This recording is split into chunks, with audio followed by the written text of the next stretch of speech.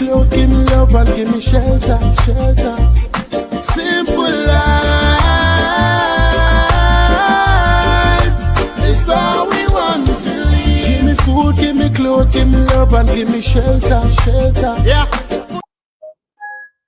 So welcome, ladies and gentlemen, to another edition of the We Too Are Londoners Movement platform. As usual, this is your one and only host, Ayiti Williams, broadcasting live from Rhode Island studio. It's great to be in the studio tonight, all alone with this monologue, and I think it's relatively important for us to pay key attention to what's going to be delivered tonight. And so if you have just tuned in and you have your phone, I ask that you go right ahead and begin to share this particular live. We're going to make sure we try to share this live with as many people as possible. I'm going to go ahead here and start very shortly. Again, if you have just tuned in, I ask that you please begin to share this particular live with as many people as you can. This is a monologue that's going to be delivered as usual by Ayiti Williams, your humble servant. Welcome, family, history makers, and seekers of truth, to another profound moment on our journey. I am Ayiti Williams. Tonight, we are stepping into the crucible of history, memory, and divine destiny.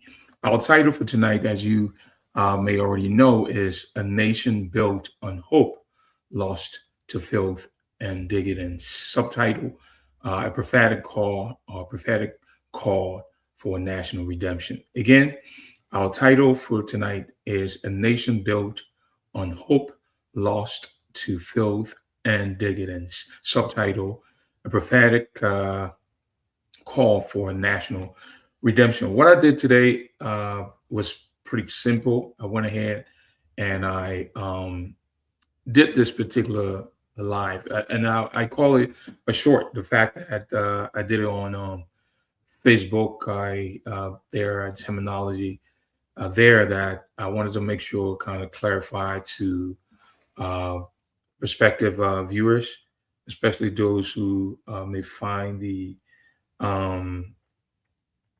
some of the terms there to be a little bit more complicated or convoluted.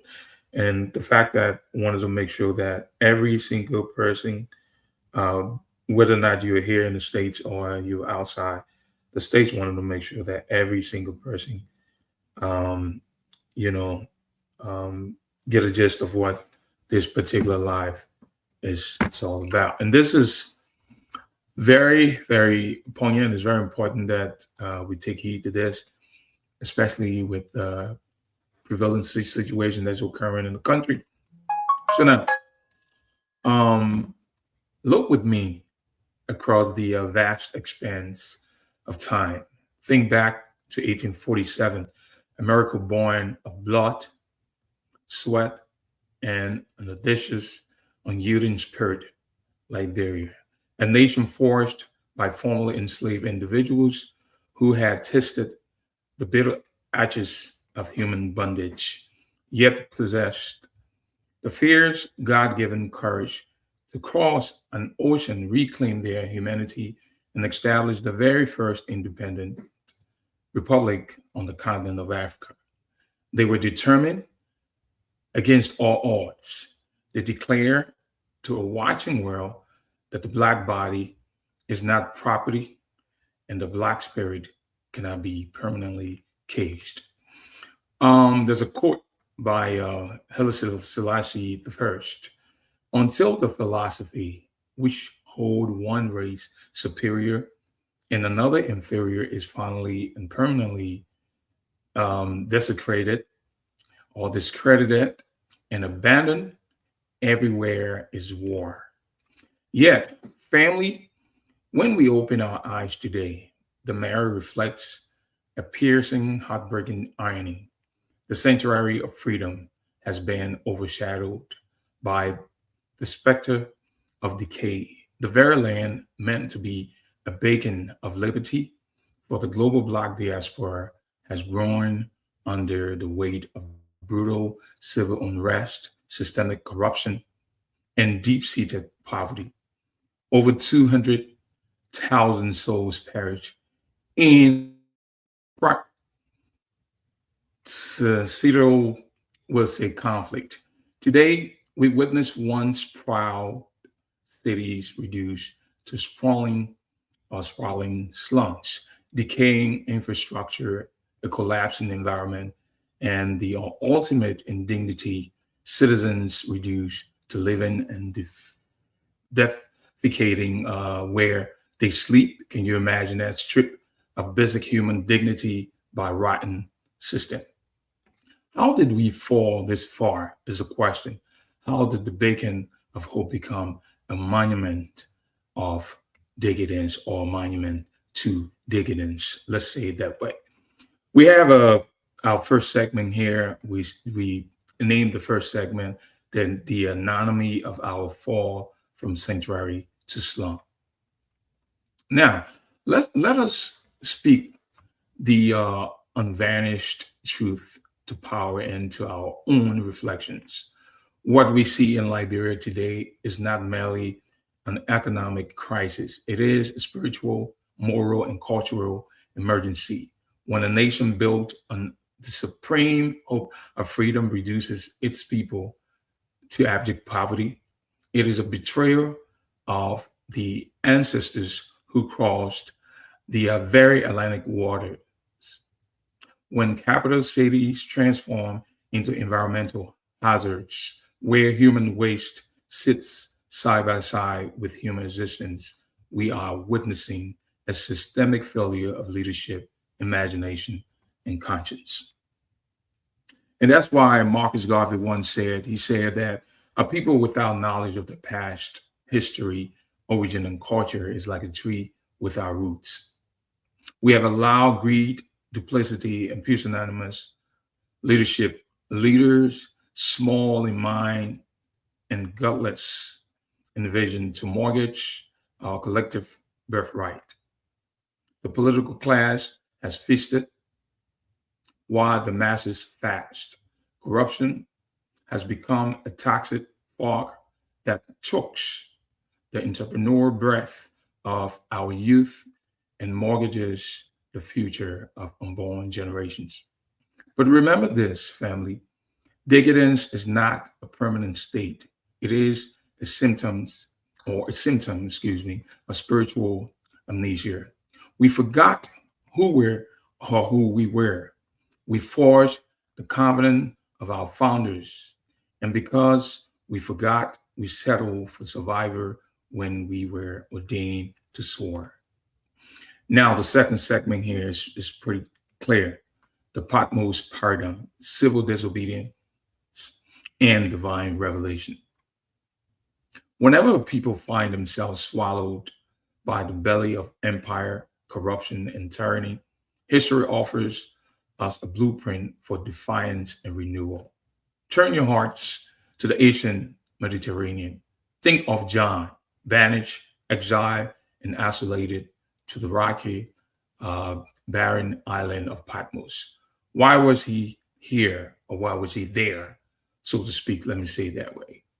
Because he flatly refused to bow down to the narcissistic decrees of an authoritative leader, Emperor Domitian, who demanded that men worship him as Lord and God. Domitian he was tired of people trying to disobey him. So he tried to silence John. He tried to isolate him, break his spirit, and erase his influence through the sheer terror of imperial might. But John understood a fundamental spiritual law. Tyrants only hold power over those who kneel. John practiced the ultimate form of sacred resistance, holy civil disobedience. He refused to bow. He stood firm against the duplicity of Roman state. And because of his unwavering fidelity of truth. God pierced the isolation of Patmos. Heaven opened up, and God handed John a radical revolutionary revelation to deliver to the struggling, compromised people of Asia Minor. That revelation was not just a map to the afterlife, it was a blueprint to dismantle oppressive, not only oppression, but oppressive system in the here and now. It announced that empires fall, but the kingdom of God, the realm of justice, equity, and righteousness stands forever. Let's transition to segment 3, the prophetic vision, a new Liberia and a new diaspora. Segment 3, I want you to take note of that. The prophetic vision, a new Liberia and a new diaspora. Family, our podcast tonight stands squarely within the very same prophetic vision of John on Patmos. We look past the filth, past the corruption, past the political stagnation, and past the infrastructural ruins of Monrovia and beyond. By faith, we see a new Liberia. We see a generation rising, new men and women of uncompromising integrity, intellectual brilliance, and spiritual power. These are minds that will not only revolutionize thought, but fundamentally alter the trajectory of Liberia and the entire global Black diaspora. Do not be conformed to the world or to this world, but be transformed by the renewing of your mind. That by testing, you may discern what is the will of God, what is good and acceptable, perfect. That's from the good book. That old Liberia, the Liberia of patronage, exploitation, war, and systemic suffering is passing away. The old Black global condition of perpetual dependency is dying. In its place, a new world is being born.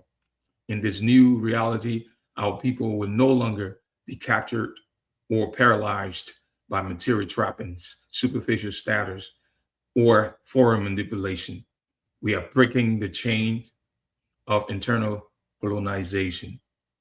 We are shedding the garment of filth and decadence and dressing ourselves in the royal robes of purpose, self-reliance, and divine dignity. And so if you have tuned, you're watching the We Too All Liberals Movement platform. Here, of course, reporting or presenting tonight is Ayiti Williams.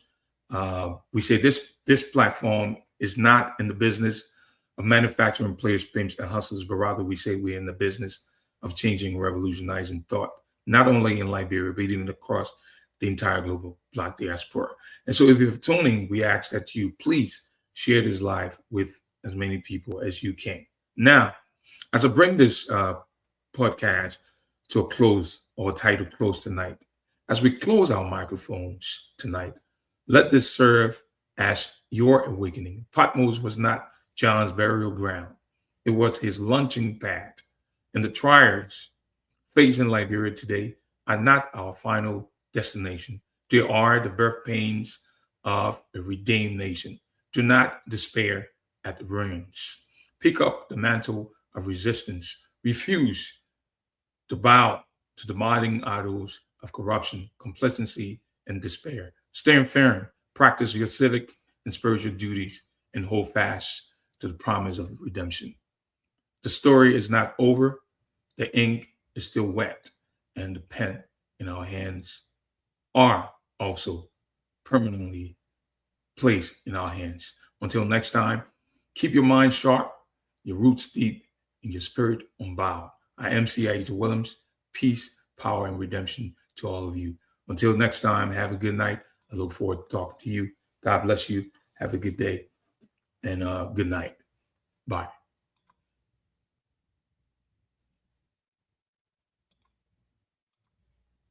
Simple life is all we want to live. Give me food, give me clothes, give me love, and give me shelter.